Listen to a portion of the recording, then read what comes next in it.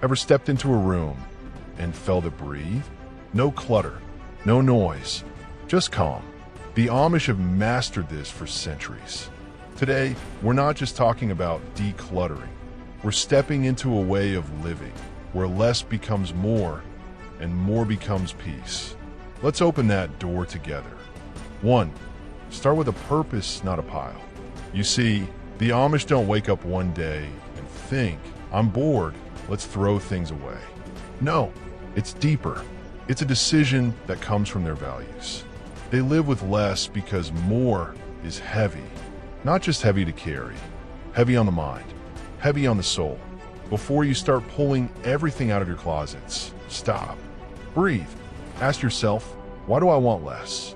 Is it because you're tired of cleaning things you don't even love? Or maybe your room feels suffocating. Or maybe you're just done with the noise. Write it down, not in perfect sentences. Scribble it if you have to. This reason will be the rope you hold on to when your hands itch to keep everything just in case. Because without a purpose, decluttering becomes chaos. And chaos is not minimalism. It's just a mess. 2. Remove the extras you never truly needed. The Amish don't stock up on 15 coffee mugs just because they might have guests someday. They keep enough. Not too little. Not too much. Enough. Look at your own home. Your own shelves. How many duplicate items do you see? 2 hairdryers? For different spatulas? 3 sets of measuring cups? Truth is, you probably use 1. Maybe 2. The rest is just sitting, waiting, collecting dust. Here's the hard part. You'll feel a small panic when you let them go. That what-if feeling. But think about it. How many what-ifs have actually happened? If it's rare, it's not worth the space. Keep the best one. Let the rest go. You won't miss them. The Amish don't. 3. Simplify the big furniture first. We always think decluttering means starting small. Drawers, closets, trinkets. But here's a truth the Amish know well. A single large object can hold more chaos than 20 small ones. Walk into an Amish home. You'll notice something. The furniture is simple, solid. 1 big table, a few sturdy chairs, maybe a chest for storage. No overstuffed couches. No endless side tables crammed in every corner. If your space feels crowded, it's probably the big pieces. That massive entertainment unit you don't even fill. The second sofa no one sits on. The oversized coffee table that's mostly a landing pad for junk mail. Removing even one of these can make your room feel twice as big. And when the big is gone, the small feels lighter. 4. Choose multi-purpose over single use. The Amish don't buy gadgets that only do one thing.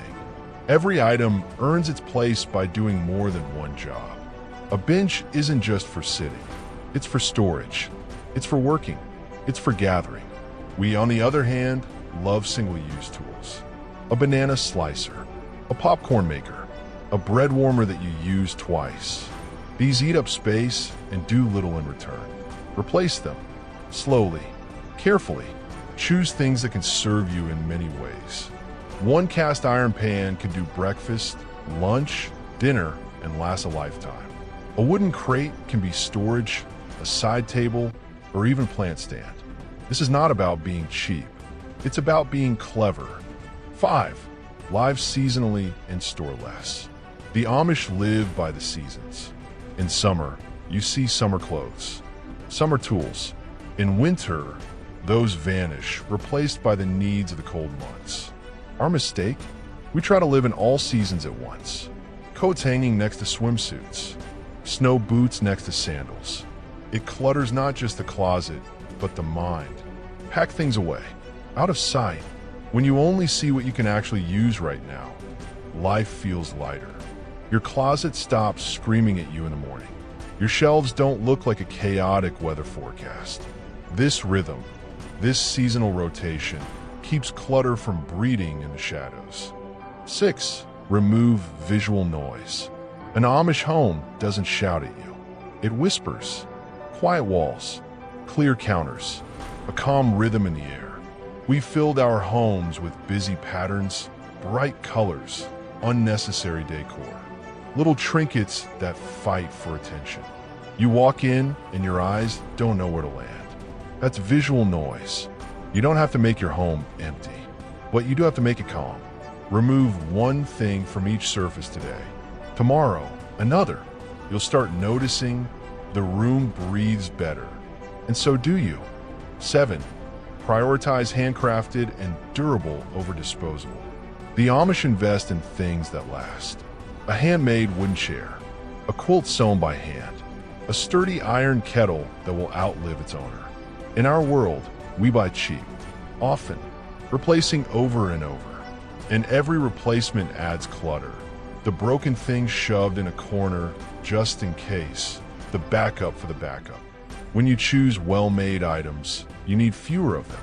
You respect them, you care for them, and slowly, your home stops feeling like a storage warehouse and starts feeling like a place you belong. 8. Reduce technology distractions. The Amish don't live in a tangle of wires, chargers, and screens. Their homes are free from the buzzing, blinking chaos that fills ours. I'm not saying throw away your phone, but I'm saying strip it back. Keep only the devices you actually use daily. Unplug what's not in use. Hide the cables. Delete the apps that swallow your hours. Clutter isn't just on the shelves. It's in the air, in the noise, in the constant pull of the screen. Removing that kind of clutter frees a different kind of space. The one inside your head. 9. Practice the one in, one out rule. The Amish don't shop for sport. But when something new comes, something old goes. It's a quiet balance, a rhythm. Adopt it. Strictly. You get a new shirt, pick one to give away. Buy a new pan, the old one goes to someone who needs it. This rule stops your home from slowly swelling with stuff you didn't notice piling up. It also makes buying harder. You'll think twice. Do I want this enough to let something else go? That's where minimalism starts, in the decision, not the action. 10. Focus on usefulness over sentimentality. The Amish keep things that serve them daily. Memories are kept in the heart, not in piles of old objects. This one hurts, because we love our someday boxes. The dress from a decade ago. The gadget your uncle gave you that you never used. The stack of old magazines that meant something once. But here's the truth. The memory isn't in the thing. It's in you. Take a picture if you must. Write the story behind it in a notebook. Then let it go. You'll keep the meaning without keeping a mess. And you'll finally see the space you've been missing. The Amish don't chase minimalism. They live it. Not for style, not for trend, but for life itself. If you're ready to quiet the noise in your home and in your mind, start with one small change today, then another, and soon, your space will feel like it's been waiting for you all along. This is Rustic Pantry, where we keep it simple, keep it real, and keep it worth living.